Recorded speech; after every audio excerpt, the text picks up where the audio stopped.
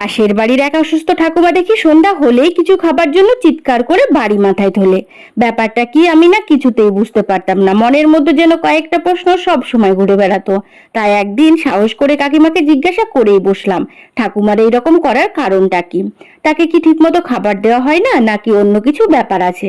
তখন আমার কথা শুনতে কাকিমা বলে, কি আর বলবো বৌমা, খাবার তো তাকে ঠিক ঠিক টাইম মতোই দেওয়া হয়, শুধু বাইরের খাবার দেওয়া একদমই বারণ। আর কয়দিন থেকে উনার ইচ্ছা করেছে ময়দার বানানো খাবার খেতে, কিন্তু কিছু যে বানিয়ে দেব তার আর উপায় কোথায়? মায়ের তো আবার ঝাল মশলা ময়দার বানানো খাবার খাওয়া একদমই বারণ। তাই আর কি সাহস করে কিছু বানিয়ে দিতে পারি না। কাকিমার মুখে এইসব কথাগুলো শুনে বাড়িতে এসে ঠাকুমার এই ইচ্ছেগুলোর কথা শুনে নিজেকে আর স্থির রাখতে পারছি না।